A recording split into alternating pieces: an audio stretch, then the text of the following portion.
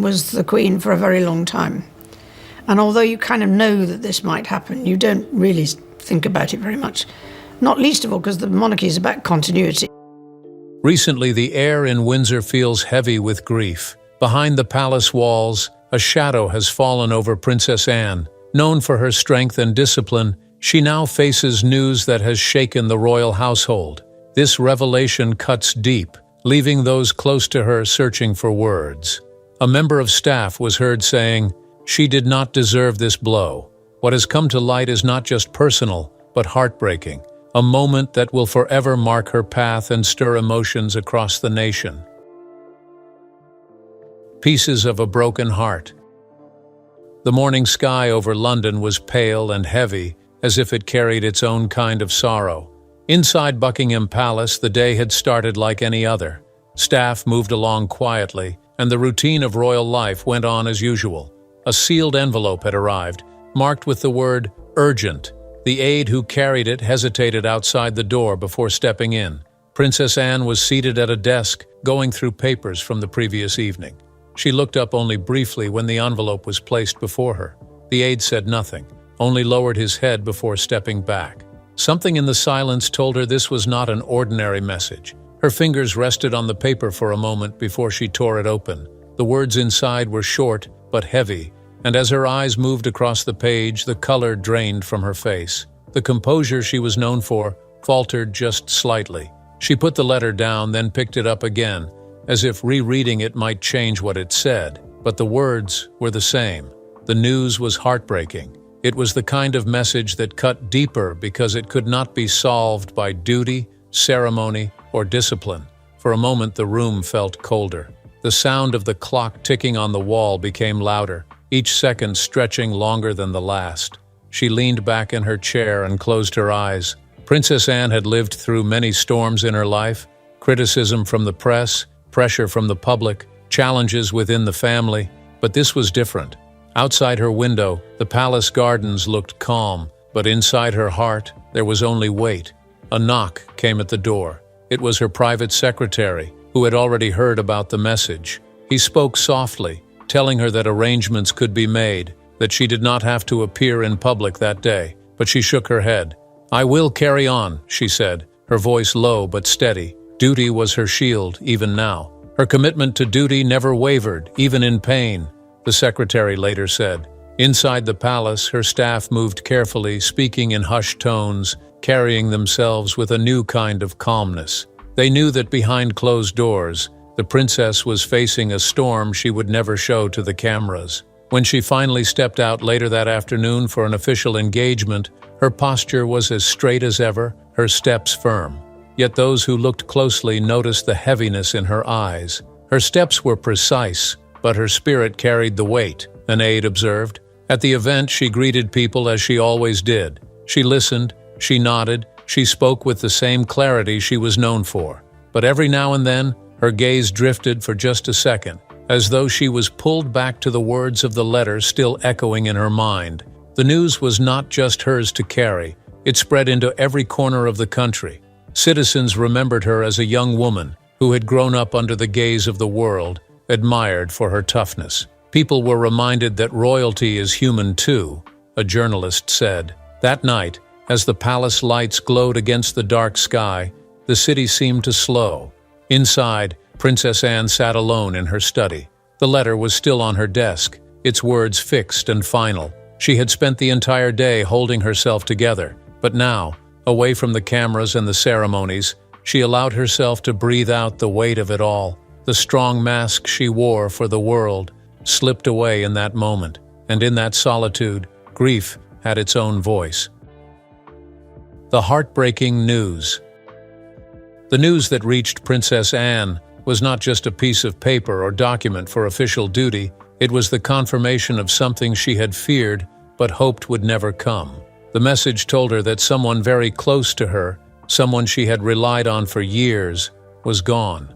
It was not a matter of politics or duty. It was a personal loss, the kind that cut deeper than any headline or royal scandal ever could. "This cannot be real," someone heard her whisper, stunned by the sudden turn of events.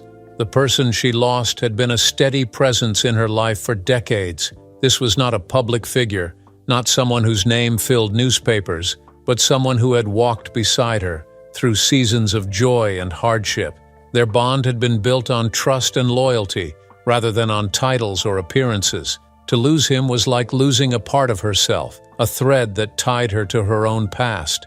He was always there for her. The details made the grief sharper because it was unexpected. There had been no goodbyes, no chance for final words. One moment he was there, and the next he was gone. The suddenness of it left her shaken, struggling to understand how the world could shift so quickly. Death was something she had faced before, but this time it carried a weight that pressed harder against her chest. Everything changed in a single heartbeat, a confidant remarked, describing the shock that spread across Anne's face.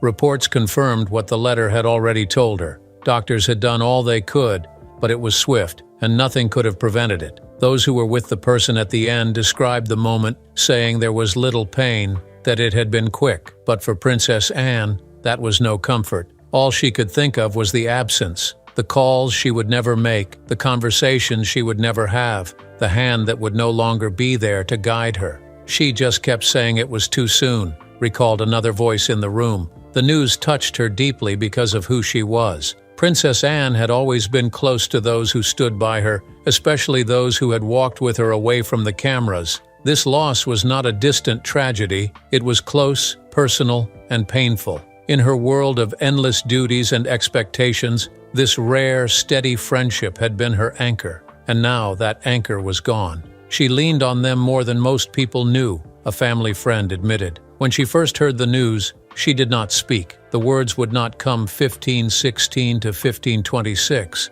She sat still, holding the letter, her thoughts racing back through the years. She remembered simple things, shared meals, long conversations, small acts of kindness that seemed ordinary at the time but now felt priceless. Grief has a way of sharpening memories, turning the past into something vivid and almost recent. She held on to the letter like it was the last piece of him, a witness said. Later that day, when she met with close family members, she finally spoke about it. Her words were measured, as they often were, but her voice broke slightly when she said, "I never thought it would be this sudden." Those around her knew she was not one to show emotion easily, and that made her sorrow all the more striking. The loss was real, and she was not hiding it. We had never seen her like this, someone present recalled, moved by her fragile tone. The heartbreaking event was more than just death. It was the loss of a bond, of someone whose presence had shaped her life. Every person who grieves knows this feeling, the sudden emptiness, the small reminders that sting unexpectedly. For Princess Anne, that emptiness now stretched into every corner of her days. A voice she expected to hear when the phone rang, a memory that surfaced while she walked through the palace. Everything felt gloomy, remarked one family member sadly. For Anne, the nature of the loss was also tied to her own identity. She had always prided herself on resilience, on facing challenges without complaint. But grief is not something you can outwork or outlast. It lingers, pierces the heart through days and nights. It softens even the strongest person. She now carried that weight, not in headlines, but in her heart, in private moments that no one could see. It was a reminder that time moves without mercy, that bonds we believe will last forever can vanish in a heartbeat. A wound that never heals. The days that followed were heavy with absence. Princess Anne had always been known for her discipline, early mornings, long hours of duty, and a pace of life that rarely slowed. Restless hours stretched into the night, and when dawn came, she rose already exhausted. She hardly slept at all. One member of her staff admitted. Her staff noticed the change immediately. Normally, she would stride through the corridors with brisk steps, files tucked under her arm, ready to face whatever awaited her. Now her pace was slower, and her shoulders seemed heavier. She still carried on with her duties, refusing to cancel engagements, but the brilliance that once marked her presence was softened by grief. Her steps seemed weighed down, another observer noted. Alone, she allowed herself to feel what she could not show in public. She would stand by the window of her study, staring out at the gardens she had walked so many times before. The same paths that once brought her comfort now reminded her of conversations she would never have again.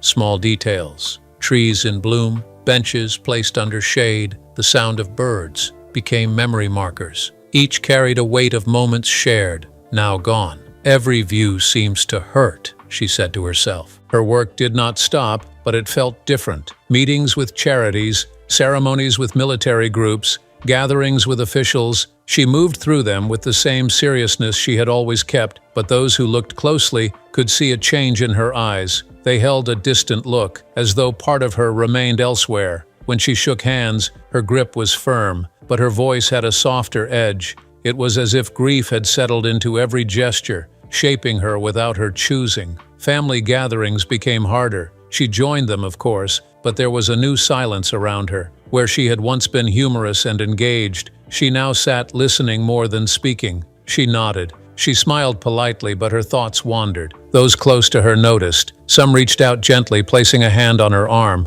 offering comfort. Others gave her space, knowing she valued strength and did not always wish for pity. Her smile was there, but it seemed far away, a family member explained. Her daughter Zara visited often, bringing her children along. The sound of grandchildren running through the halls offered brief moments of light. Anne smiled at their energy, bent down to hold them, and listened to their chatter. For a few minutes at a time, she seemed relieved from the burden. But when they left, the silence returned even louder, the echo of their voices only deepening the sense of loss. "The children made her laugh again, if only for a moment," said someone close. Nights were the hardest. She was a woman who had always been practical, never one to dwell on sentiment. However, grief does not respect discipline. Alone in her room, she found herself drawn to old photographs, letters, and tokens of memory. She held them in her hands, not as a princess, but as a woman mourning someone irreplaceable. It was in these private hours that the full weight of her heartbreak showed itself. Far away from public eyes, she held the photos for hours. A maid remembered, those who worked closest with her couldn't not help but whisper among themselves. They had seen her endure criticism, scandal, even danger in her younger years, and she had never broken. Now, however, they saw something new, vulnerability. She carried herself with the same outward strength, but beneath it was a fragile feeling that even her discipline could not mask. "We knew she was hurting deeply," one of her assistants confided. The impact of her loss also touched her decisions. She began postponing smaller projects, choosing instead to focus on work that weighed more. She even spoke less about future plans. When addressing groups, she occasionally paused longer than before, her words drifting like she had gone blank. People noticed, though they rarely commented. Many felt a deeper connection to her now, sensing that she spoke not just from duty, but from a place of lived pain. "There's something about the way she speaks now," one listener said. In the countryside at Gatcombe Park, she found some relief. Surrounded by horses and the rhythm of farm life, she could escape the constant reminder of palace walls. Riding gave her moments of peace, the steady beat of hooves on the ground, the wind against her face. These things gave her a way to breathe again, even if only for a short while. But even there, memories followed her. She often looked across the fields and thought of the person she had lost, recalling how they once stood to watch do something she enjoyed. Grief reshaped her relationships too. She drew closer to those who had always been present in her life, leaning on them more than she would ever admit. She became less tolerant of unnecessary formalities, preferring honesty and directness. She seemed more aware of time, more conscious of how short life could be. It made her harder in some ways, softer in others. Days turned into weeks, and though the sharp edge of grief softened slightly, it remained part of her, shaping the woman she continued to be. The joy of family.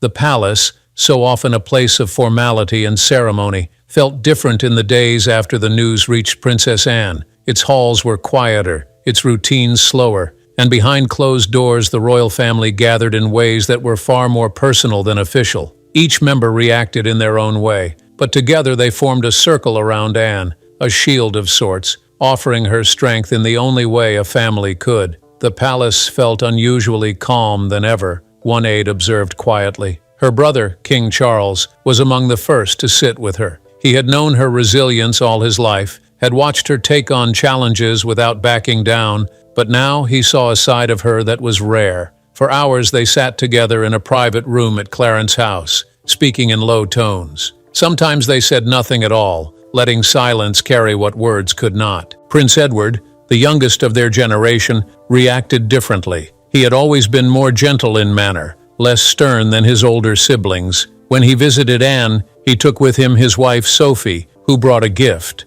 Sophie stayed close by, having conversations that did not always dwell on grief. Edward, for his part, reminded Anne of small family memories, lighter moments from childhood. He hoped to draw her mind away from the shadows. "We wanted her to remember laughter too," he later explained. Princess Anne's daughter Zara was perhaps the most active in supporting her. She arrived at Gatcombe Park frequently, her children with her, filling the house with a sense of life and energy. Zara did not ask her mother to speak about her feelings. She simply included her in the flow of everyday family life. At night, when the children had gone to bed, Zara would sit beside her mother, speaking plainly, reminding her that grief was not something to be hidden, that it was to be felt.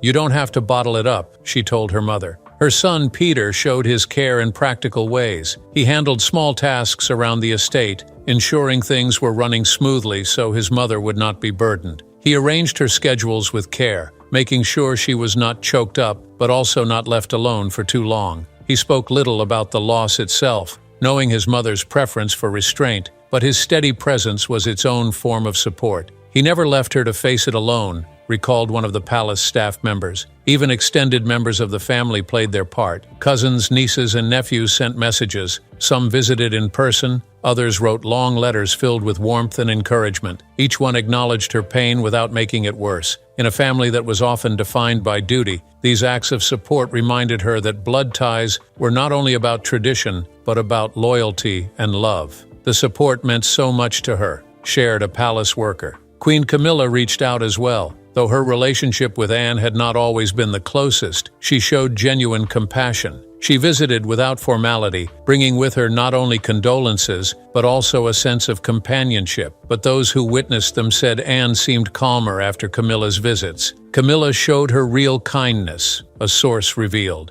Support also came in the form of practical help. Family members stepped in to share some of her responsibilities. Events she could not attend were taken over by others, sparing her from the pressure of being everywhere at once. This was not done out of pity but out of respect. They knew she would insist on carrying on, but they also knew the importance of giving her space to process her loss. They lightened her load without saying much, one insider noted. At Balmoral, where the family often gathered, the atmosphere was more relaxed than in London. There, Anne found herself surrounded not by official courtiers but by family members who cooked, laughed, and remembered stories of those they had lost before. Balmoral had always been a place where the family felt most themselves, and in this moment, it became a place of healing. Around the dinner table, everyone spoke freely. Yet they gave her space to cry when she needed, and space to sit quietly when words were too heavy. Her grandchildren, without realizing it, gave the greatest support. Their innocence and unfiltered love lifted her in ways no adult could.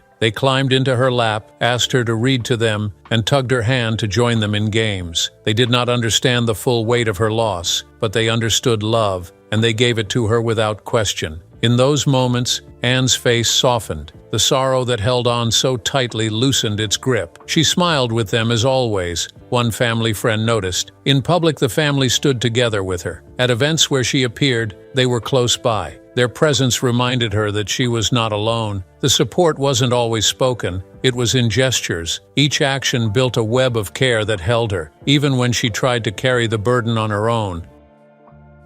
A reflection of humanity. When the news reached the outside world, it moved faster than anyone could have expected. Within hours, the story was carried across television screens, radio waves, and newspaper headlines. The public, who had always seen Princess Anne as one of the most steadfast members of the royal family, felt the impact deeply. It spread like wildfire, one reporter said, astonished at the speed of the news. In the streets of London, people gathered near Buckingham Palace, standing behind the black railings with flowers in their hands. Some came in silence, placing small candles along the gates. Others spoke about how much they admired her and how hard it was to see her endure such pain. They talked about her dedication, how she never sought attention, and how undeserving it felt that someone who gave so much now had to suffer so much loss. And those sort of observations are critical to me. I mean, I'm grateful because you've come together as a The scene repeated itself across the country. In villages, towns, and cities far from London, people placed flowers outside local churches and public squares, attaching handwritten notes. Many of these notes carried simple words of sympathy: "We are with you, Princess Anne," or "Stay strong." All of it looked small, but together they created a wave of compassion that spread across Britain. It was touching to see communities unite for her. One journalist commented. Media coverage was constant. Morning news programs invited royal commentators who spoke carefully, reminding viewers that Princess Anne was not just a royal figure, but a woman facing a personal tragedy. Photographs of her taken at recent engagements were shown on screen. Presenters noted the difference in her expression, the way her usual self had softened. They discussed her lifelong reputation for resilience and how this moment revealed her humanity in a way the public had rarely seen. Social media platforms carried their own flood of reactions. Hashtags in support of Princess Anne trended for days. People from all walks of life, teachers, nurses, traders, soldiers, shared their own experiences of grief. "She's just like us," one post read. "She's just a royal, but someone who knows what it's like to lose someone you love." Others shared images of candles lit in windows, dedicating them to her sorrow. The online support was overwhelming, a social media analyst said. The media also highlighted the scale of public support. Outside Windsor and Sandringham, crowds gathered, leaving wreaths of flowers tied with ribbons in the colors of the Union Jack. In Scotland, where Anne often spent time, local communities held vigils. People lit candles and sang hymns, not out of ceremony, but as heartfelt acts of solidarity. Even in small towns, people felt compelled to honor her, one observer said. Not all of the coverage focused solely on sadness. Some outlets reminded viewers of her resilience in the past, suggesting that if anyone could carry such a heavy burden, it was her. These reflections gave the public a sense of reassurance, even as they shared in her sorrow. But most attention remained fixed on the rawness of the moment. The simple fact that even the most disciplined member of the royal family was facing something difficult. Her humanity was visible to all, someone noted. Children were also part of the response. In schools, teachers explained to pupils that grief touches everyone, even those in authority. Some schools encouraged students to draw cards, which were later sent to the palace. The drawings were simple but heartfelt. Rainbows, hearts, and small notes that said things like, "We are thinking of you." Their innocence carried a power that even the best of speeches could not match. The children's messages brought smiles through tears, Anne personal assistant said after watching her read them. The BBC received thousands of messages from viewers, many of which were read aloud during evening broadcasts. People wrote about how Princess Anne had inspired them through her sense of duty, and now, how her loss reminded them of their own struggles. A young mother in Cardiff shared that she cried when she saw her picture on the news because it reminded her of losing her own parents. These letters revealed how deeply she touched ordinary lives,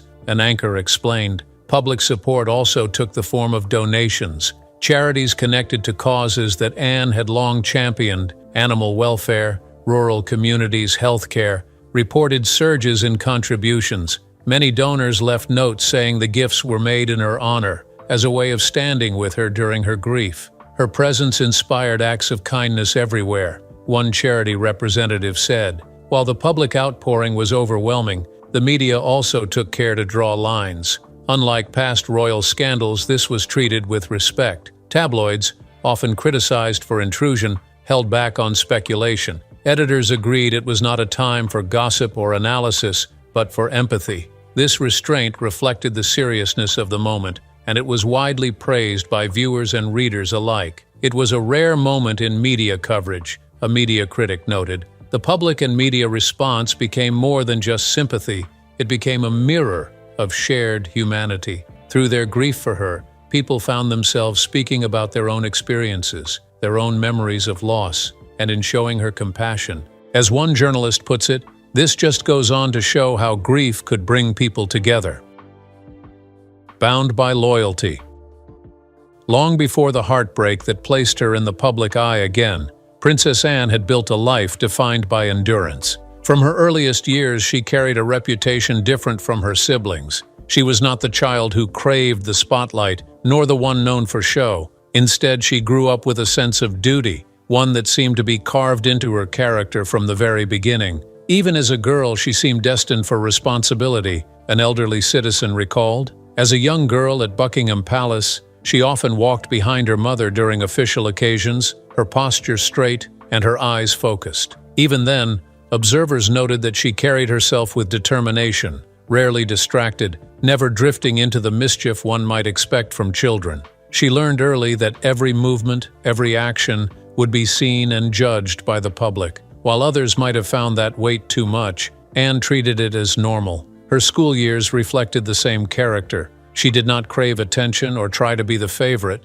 Teachers remembered her as intelligent and independent, not always easy to manage, but always strong-willed. She rode horses with the kind of intensity that startled instructors, throwing herself into competitions with a drive that set her apart. Riding became more than a pastime. It became the channel through which she expressed both discipline and release. Her focus was remarkable even for a child, a riding coach once commented. By her late teens, that passion had turned into real achievement. She competed at high levels in equestrian events, eventually winning recognition across Britain. Her crowning moment came in 1971, when she claimed the European Eventing Championship. For many, this victory revealed a key part of her nature. She was not afraid of risk, nor of falling, and she carried that same attitude into adulthood. She was fearless in the saddle and in life, one reporter remarked. Her adult life was marked by service. Unlike some royals who chose selective appearances, Anne became known as the hardest-working member of the family. She accepted more engagements than almost anyone else, traveling across the United Kingdom and beyond to represent the crown. People who met her often described her as focused. She shook hands, asked practical questions, and wasn't fond of idle chatter. She treated everyone with the same respect, a staff member said. That determination showed itself most clearly during moments of danger. In 1974, she survived an attempted kidnapping. A gunman tried to drag her from her car on the Mall in London, and while her bodyguard fought for control, she resisted fiercely. When asked later what she remembered, she spoke simply about not being willing to give in. This blunt response shocked many, but revealed her inner steel. She was not the type to fall under pressure. Her courage was outstanding to everyone who saw it, a witness recalled. Family life added its own challenges. Her first marriage to Captain Mark Phillips began with hope, but ended in separation. The strain of distance, the pressures of royal life, and personal differences eventually tore them apart. Yet even in this, Anne refused to allow scandal to define her. She stepped forward into a new chapter with Timothy Lawrence, a man who shared her values of privacy and stability. Photographers often captured her with a stern expression, her eyes sharp, her jaw set. Some mistook this for coldness, but those who knew her understood it as focus. She was not one to display vulnerability for the sake of sympathy. She believed in carrying her burdens without display, in moving forward no matter the weight. Her determination inspired many, a journalist said. Her work with charities reflected this same approach. She supported organizations quietly but effectively, particularly those linked to children's health and the rural economy. Farmers across Britain spoke of her visits to agricultural shows, where she walked among them without pride, asking questions about livestock, machinery, and weather conditions. Doctors and nurses recalled her visits to hospitals, where she insisted on speaking with staff as equals, not as subjects. She always wanted real understanding, a charity worker said. The strength she carried also came from a life shaped by loss and trial. She had seen the monarchy through turbulent times, the divorces of her siblings, the tragic demise of Diana, public criticism of the crown. Through it all, she never wavered in her commitment to her role. While others stumbled, she kept moving. That consistency gave her a reputation as the backbone. Yet those closest to her knew that beneath the hard exterior was a woman who cared deeply. She loved her children, Peter and Zara, with a protective intensity. She raised them outside the royal titles, giving them freedom to live more ordinary lives. She often appeared at their sporting events, cheering them on as any mother would. These small moments revealed a softer side rarely captured in official images. She was fiercely loving, even if the world didn't always see it, a friend noted. Now saw her carrying a grief that no amount of discipline could erase. It was this background, the decades of strength, that gave her heartbreak such depth. Her sorrow was felt more because of her strength, a commentator explained. She had endured storms before, but this one cut differently. People understood that the princess who had once seemed unshakable was now touched by the very thing she had spent a lifetime holding at bay. Visible sorrow, her past, filled with proof of courage, now stood in contrast to the pain written on her face. For those who looked back at her life, the story was not simply one of duty, it was an unyielding resolve. And in that long history, the seeds of her present sorrow were framed, not as weakness, but as the cost of living a life so deeply bound to both service and love. The future in a new perspective. In the weeks that followed, as the first shock began to fade, the question of what came next loomed over Princess Anne. She had always been the figure who pressed forward, who treated life as a series of duties to be met head-on. Yet now, the future carried a weight that was different. It was no longer just about service or schedule. It was about carrying her loss into the days that still stretched before her. She would need time, even if little, to find her footing, a family friend said. Behind the high gates of her residence, the household adjusted to the new routine. Staff members moved more around carefully, aware that their mistress was navigating fragile ground. They knew she disliked pity, but they also knew she had limits like any other human being. The future for them was about finding balance, giving her space, while ensuring she was not alone when moments of sorrow rose unbidden. Everyone could sense the subtle shift in her presence, an aide noted. Now many wondered if she would reduce her public duties, at least for a time. The calendar of engagements stretched across the months, but aides began to discuss which ones might be postponed. There was talk that she might choose to step back from long foreign tours, focusing instead on work closer to home, where her family could remain near. But those who knew her best doubted she would step away completely. She had spent a lifetime building a reputation as the royal who never shirked responsibility. It was far more likely, they said, that she would return to her duties sooner than expected, using them as a way to keep moving. Still, they admitted that the future could hold changes, not in her sense of duty, but in her approach to it. She might carry on, but with a different tone, perhaps a lesser intensity that reflected what she had endured. Her resilience would guide her as always, an observer commented. Her children were another part of the future. Peter and Zara had long been the steady points in her personal life, and now their role became even more central. Observers believed that she would lean more heavily on them in the months to come.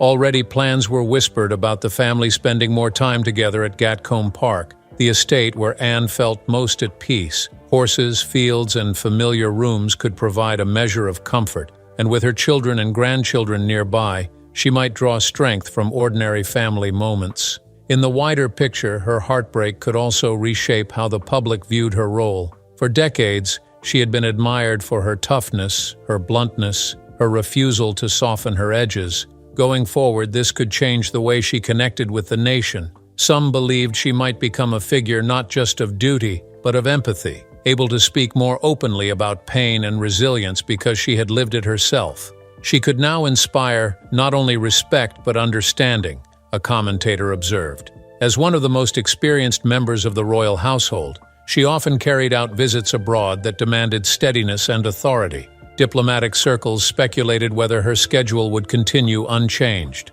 Others believed she would keep representing the monarchy abroad, seeing it as part of the legacy she had worked too hard to abandon. Within the family, there were discussions about her role as a guiding figure. The monarchy was already facing pressures of transition, with younger generations stepping into more visible positions. Anne's future, therefore, was not just about her personal healing, but about her influence in shaping how the next chapter of the royal family unfolded. Her voice, her unwillingness to indulge in drama, and her long memory of the institution's trials could provide the anchor that others needed. She's the compass her family needs, a confidant reflected. Now, some wondered if she would take interest in organizations that dealt with loss, grief, or recovery. Such a shift would allow her to transform personal pain into public purpose, creating meaning from hardship. Though she had not spoken about this directly, many believed it would fit her nature to turn sorrow into action. On a personal level, the future was less predictable. Friends noted that Anne was never one to open her heart easily, even in private. But heartbreak of this kind had a way of reshaping even the most guarded soul. Some close to her believed she might spend more time with friends in ways she had once dismissed. Others felt she might instead retreat more deeply into her work with horses, finding solace in the rhythm of stables, fields, and long rides across the countryside. She had always sought peace in simple routines, a friend remarked. The next months and years would show how these possibilities unfolded, but one thing was certain: her future would not look exactly as it had before. Heartbreak left traces that could not be erased. It did not stop her, but it shaped her, bending the lines of her journey in ways no one could have foreseen. Life had altered her path, but not her personality, a palace source noted. Even in this altered path, there was a sense of continuity. Anne had always lived by a principle of moving forward, step by step, duty by duty. That principle would not end. But now it carried new weight. Each move would be carried out by a woman who knew loss more intimately than ever before. For the people who watched her, that would make her presence both familiar and changed, an emblem of endurance, now deepened by sorrow. Her perspective has become broader, an observer said. The future was not about escape or forgetting. It was about finding a way to honor what was gone while still serving what remained. For Princess Anne, that meant stepping into each day with the same determination that had marked her life, but now tempered with the knowledge that strength is not the absence of pain, it is the decision to keep going despite it. True strength, she showed, was living with pain and carrying on, a commentator reflected. Her path had been reshaped, but her steps would continue. Do you think this loss would change the person Princess Anne had always been? Let us know your views in the comments. If you enjoyed this video, like and subscribe to this channel. Before you go, watch the other videos on your screen.